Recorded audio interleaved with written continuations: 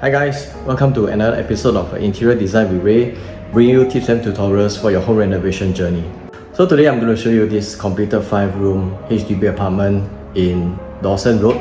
Okay, I hope you don't go away because there's a lot of things to talk about, and I'm going to show you what I've designed also. So shall we just walk through?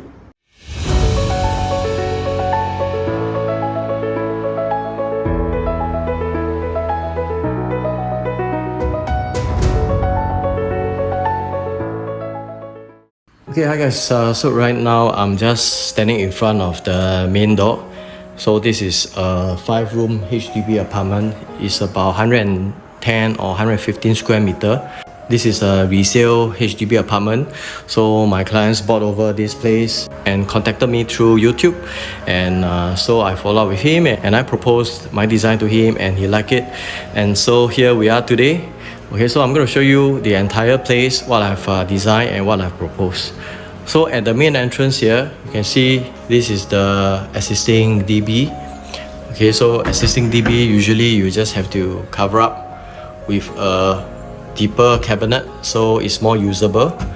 Okay, and of course the modem and the internet netlink truss is over here. And over here is storage for the missus, and you can see that it's actually quite deep because she has lots of shoes. So this is a very useful shoe cabinet that is out of sight, okay, from the rest of the area here. So connecting to this shoe cabinet is the kitchen cabinet. So at the kitchen cabinet you can see that there's some storage on top of the fridge. This is a double fridge, it's not a side-by-side fridge. Both fridges, they are actually touching each other in the middle, and the total width is about 1.2 meter thereabout. Okay, so if you were to buy this kind of fridge, just make sure that you have enough space cater for this kind of double fridge. Okay, so connecting to the top cabinet is a top mount cabinet for the kitchen cabinet. You can see that I kept it very clean and simple in terms of the color tone, the wood being used, and the big format tiles as the backsplash. Okay, all these have a warm tone to it. Right, on the video you might not be able to see the exact tone right now, okay, but these are all warm tone. The reason why I chose these tiles is because of the very pretty horizontal grains. Okay, resembles travertine. Okay, so I had it 1, 2, 3 pieces and act as a backsplash wall. Okay, and I also happened to find a very nice sinter stone top here that matches quite well with the backsplash. So my client has chosen to use induction hob. Okay, it's a simple slimline hood on top. Right, this is a undermount sink, and if you want to install your kitchen towel, okay, you can do it like that. Cut a slot here and then put the hanging rod here, okay, and then let the roller just roll inside. Okay, and then coming up from here, so you don't need to mount it on the wall. Okay, so keep the mess away as well. So on the other side of the kitchen is the peninsula counter. Okay, so over here I've removed the louver windows and the bifold door, just left the entrance of the yard.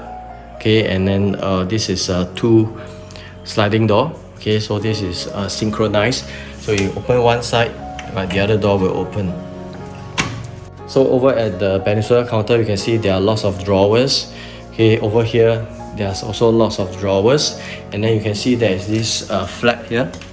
Okay, so this flap is actually a flap for the waste paper basket or dustbin at the back. Okay, so you keep the mess away. This one can also be used as a cat flap. Right, you can install it on the door of your bedroom so the cat can just enter in and out. Right, so as you go along, this is the pantry area. So I've designed a huge pantry for them because they have lots of appliances here. They have a coffee maker, flask, and to prepare coffee and water. So this is a good size pantry where there's lots of storage on top and the bottom as well. So you can see the design language of the entire place. I have kept it very consistent, okay, using this light color wood laminate and the beige color porcelain tiles, okay, and also a beige color sintered stone. So as you walk along, this will be the living area. They have bought a huge sofa here, which is an L shape. You can see that the space for a 5-room in this neighborhood has got very nice size. Okay, so you can always put in a nice L-shaped sofa that I think easily can sit 6 to 8 people here. We also like to mention about this sideboard or side we call credenza. Okay, so this one acts as a backrest for the sofa, and it's a very simple design. The sides has got this gap here that follows through with the recessed handle of the doors. On the top is a sintered stone, and there's power point here and power point this side here for charging. Okay, so it's a very simple one that acts as a backrest for the sofa. So over here I've concealed the entire wall. Okay, you can see there's no wall being exposed at the outside here. This is the TV feature wall. I kept it very simple, clean line, just the same wood laminate. Okay, and then a low TV console with a sintered stone top. So over at this side here, this is where the bomb shelter is. Okay, so this door conceals the bomb shelter door, and then it goes all the way here, which is a display. Okay, I just make this into a display, followed by some wardrobe over at this side here. So this is some extra storage for my clients. So as you walk along, this is the passageway to the bedrooms. So what they have is a master bedroom and a walk-in wardrobe. And then on the right hand side here is the door towards the common bathroom. Okay, so let's go into the bathroom first. So this is a flush fitted door. Okay, you can see that flush fitted door doesn't have any door frame, so it flushes with the panel outside here. Okay, on top it goes very near to the ceiling. Okay, so there's one here and then there's one here. So as you enter, what you can see here is a wall-mounted vanity cabinet with some mirror on top. So my clients prefer not to have any ceiling light or spotlight from the ceiling. So all the lights used are being hidden inside all this cove-like pelmet. Okay, so there's one here, there's one on top, there's one at the niche. Okay, so what they have is a suspended WC. So from my previous video, you will watch that I actually hack away this wall and connecting the hot and cold water pipes again. You watch this in the part 2. I'll just link it above here of my previous videos. So this is basically just the shower area. So at the shower area there's a shampoo niche. You can put a lot of shampoo bottles. So same thing, there's no lighting on the ceiling. Okay, all have been shifted down to a cove light here and a niche light inside the shampoo niche. So over here you can see that this is a flap where you can throw your dirty laundry inside the laundry basket. Okay, of course this is a door. Inside is where I store the storage heater. Okay, so if your storage heater is enough to fit into a cabinet like that, I would say go for it, because it will make the place much neater. Okay, and of course not to forget some lighting on top. Originally the storage heater was actually here, so I've terminated it and then transfer all the pipes or relocate all the pipes to inside this cabinet. Let's go into the master bedroom. Of course you can still access the master bedroom from the master bathroom there, but I just want to show you how you can access. Okay, so it's a flush fitted door. Come in. So as you can see here, this is the walk-in wardrobe. So there is a writing table, okay, for their work, and also a dresser mirror. So the missus will store all her things here.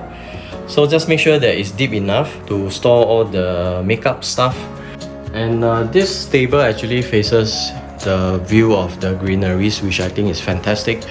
So on the left and the right, of course you can always put in some lights here to store your things. Maybe you have some bags here that you want to display. Okay, so it's really up to you. And there are 2 rows of wardrobe here on the right hand side and on the left. So this is like an open dresser. okay, with no doors. It's quite a straightforward wardrobe space where functions I think is more important than aesthetic, right? But of course I think in order to give a bit of that detail, you can always have the recess handle done this way, okay. And over here there is a huge mirror. This is a huge mirror for grooming, and of course why not use it as storage as well. This is just outside the master bathroom, and of course the master bathroom, to maintain the flush fitted feel, I did a sliding door. Okay, so when it closes, right, everything flushes nicely. There's also a sliding door here.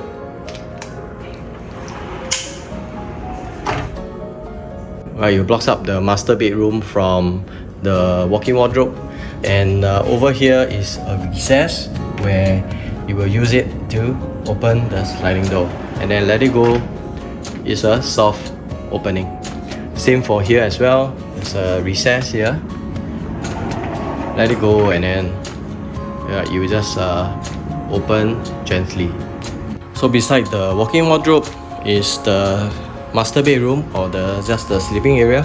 There's no TV, so basically it's just purely for sleeping. And I'll design a simple headboard, 2 side table with a sintered stone top. So you can see this is a very calm, peaceful room without much furniture and appliances. At night they just have to turn on the light at the top for some night lighting. And of course you can also add some light at the below of the suspended side table, okay, so that will also allow you to have some night light. So both sides actually have that. So if you like what you have seen so far, remember to like and subscribe to my channel, because that's what keeps me going. Okay, so remember to watch all my other videos, and I'll see you soon in my next one.